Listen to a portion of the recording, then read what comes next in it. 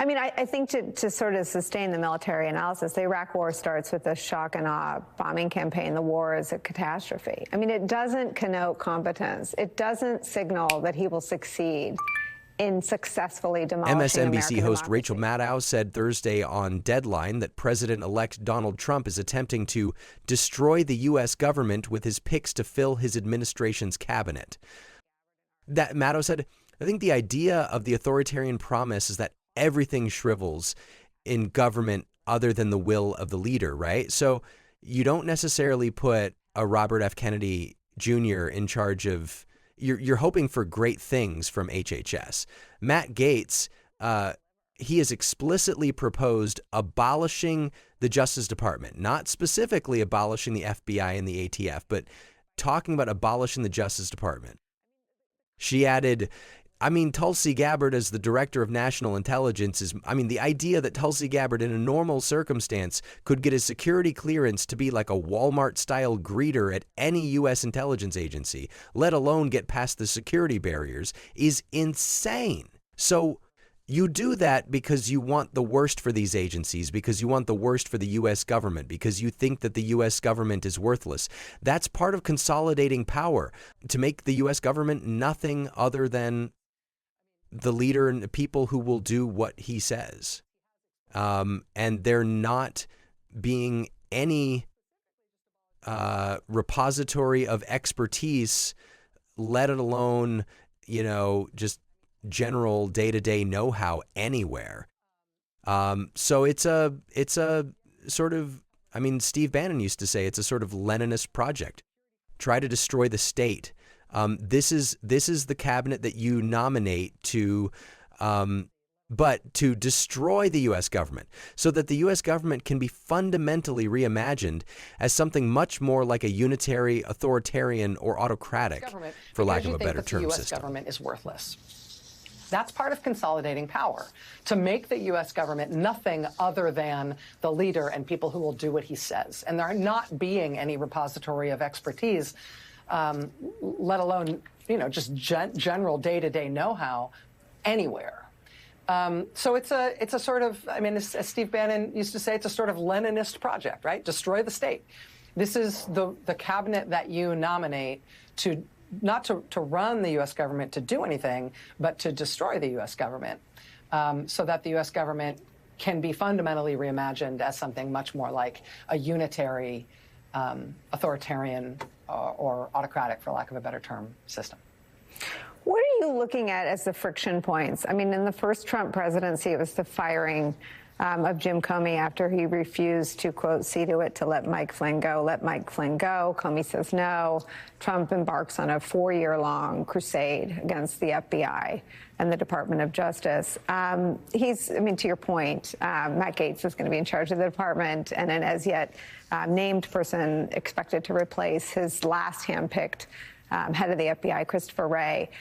He's sort of threatened Jerome Powell, who said it's illegal for him to replace me. Where do you expect any friction between Trump 2.0 and the institutions that stand? Well, the first one is going to happen over the question not of the appointment of any particular nominee, not of the confirmation process for any particular nominee, but whether there will be a confirmation process for nominees, right? The first point of confrontation is going to be between Trump and the Republican-controlled Senate, and it's going to be over the basic question of whether or not the Senate has any role in confirming any of these nominees, right? Trump will have to go to very arcane, very, very unusual and untested corners of the Constitution and precedent to find any way that he can shut down the House and the Senate himself. He's going to tell Republicans in Congress to shut themselves down, thus marginalizing themselves as one of the three supposedly co-equal branches of government, so that he can set up the executive branch himself without anybody having a say about it. Now, why would you want to do that rather than just have all of your nominees confirmed by the Senate, which I'm sure the Republicans in the Senate would be happy to do? You want them not to have a role in the confirmation process because you want the legislative branch to shrivel. You want the legislative branch to go away, because what authoritarians do is they consolidate power both within the executive and then in the person of the authoritarian leader. And so that's why it's an advantage to get a recess appointment rather than a Senate confirmed appointment, even if he's guaranteed Senate confirmation for even the craziest of these folks. And I think that confrontation will be first as to whether or not Congress essentially folds and becomes something like what Troy Nehls wants, rather than what the founders intended, which was a co-equal branch of government that has a say in how we run the place. You've said shriveled twice, so I'm going to go there. We have an alleged child sex trafficker as Trump's pick for DOJ, an adjudicated sexual abuser in the president-elect himself, and a man who believes that a violent marriage is better than a divorce and women should stay into it. I think of all the post-election analysis that is undisputed, Joe Rogan's influence is clear. The massive audience. I think I saw somewhere that Trump's interview there was seen by 34 million people, and Vice President Harris's podcast appearances were seen by maybe hundreds of thousands of people.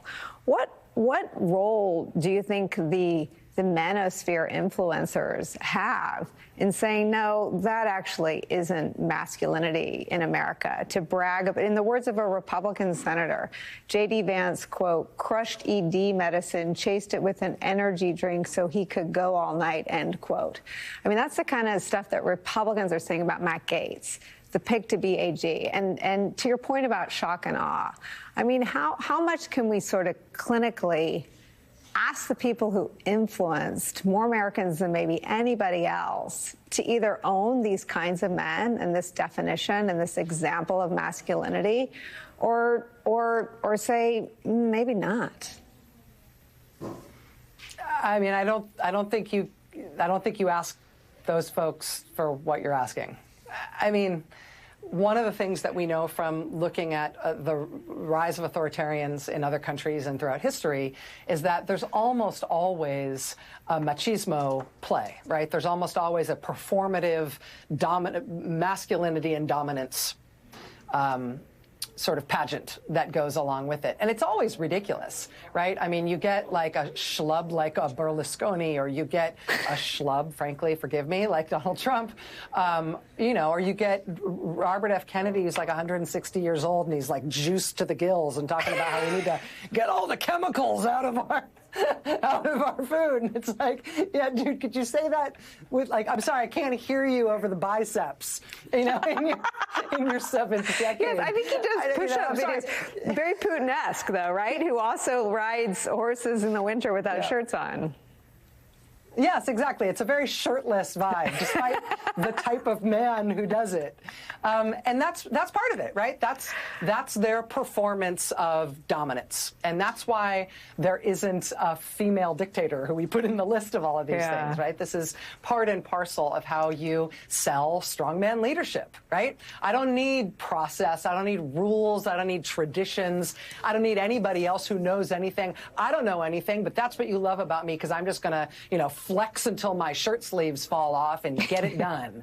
And that's part of that's the sale.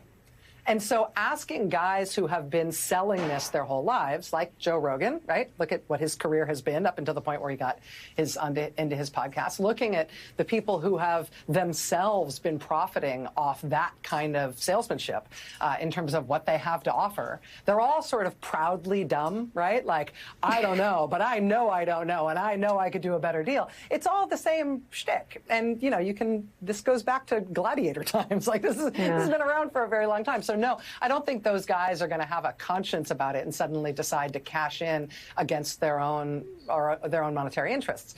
I do think that most people have critical thinking skills, right? And I think that most Americans are capable of answering to our better angels.